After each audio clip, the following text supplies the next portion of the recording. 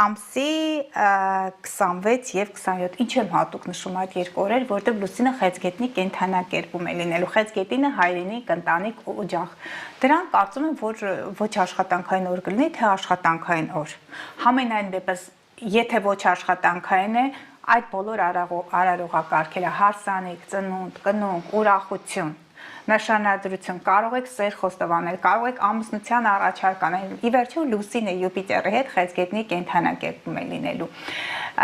Ընտանիք կազմելու համար բավականին բարենպաստ է։ Ընտանեկան այդ բոլոր շրջանակներին, բարեկամներին հավաքեք իրար գլխի, ուրախացեք, տոնական օրեր են դրանք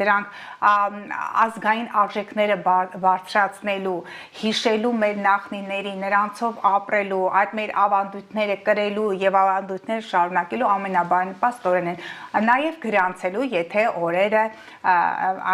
օրերը ուղղակի աշխատանքային են, բայց կարծեմ աշխատանքային չեն, որքան հիշում եմ։ Մնաց երկու օր էլ ունենք բարենպաստ, բայց դրանց նման բարենպաստ չեն, էլի։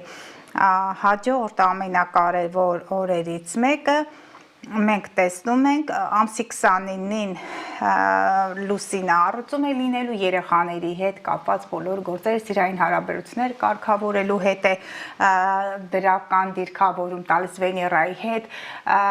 Ի վերջո ձեր կրքերը արդեն կարող եք դարձնել իրականություն, կրկին ամուսնություն, նշանադրություն, սիրո խոստովանություն, նվերներ ձեր երեխաներին, որոշեք նրանց արդեն ինչ-որ խմբակների տանեք, գարունը գալիս է, եղանակը բացում է, Մերկուրին ուղղվել է, զբաղվեք ձեր առողջության, ֆիթնեսի գնացեք այն վայրեր, որտեղ տրամադրությունը կբարձրացնեք, որտեղ ուրախ կլինեք, հա, ժամանցի վայրերն են, պատկերասրահ, կինո, ինչևէ, նոր գործեր, իսկ ստեղծագործ մարդկանց համար միանշանակ այդ երկու օրերը բարենպաստ են։ Նաև ամսի 1-ը, ապրիլի 1-ը,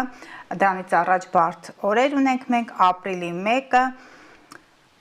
լուսինը կշեռքի կենդանակերպում, կրկին անձնային հարաբերություններ, միջանձնային հարաբերությունները, գործընկերային հարաբերությունները կարգավորելու, ընտանիք կազմելու, եթե լուսինը խեցգետնում, ընտանիք կազմելու, այստեղ ամուսնություն, հարաբերություններ, ի վերջո զուգընկերոջ հետ ձեր արդեն հարցերը լուծելու եւ մենք քիչ ունենք մայիս ամիսը, դուք գիտեք, որ ըստ ավանդույթի հարսանիքներ չեն անում, այդ ամենը մեկ պետք է կարողանանք մարտ եւ ապրիլ ամիսներին անեն։ Հաջորդ անգամ կներկայացնեմ արդեն ապրիլ ամսվա օրերը, ամսի 8-ին ենք մենք հաղորդում ունենալու, ես հիշում եմ 7-ը բացական դիրքեր կան, բայց դրա մասին կխոսենք 7-ը Մարության գեղեցկության տոնն է, բոլորիդ շնորհավորում եմ սիրելի մայրեր, դուք մեր ազգի գենոֆոնդը կրողն եք, հիմնականում մայրերն են դիմում իրենց երեխաների մասնագիտության համար, որ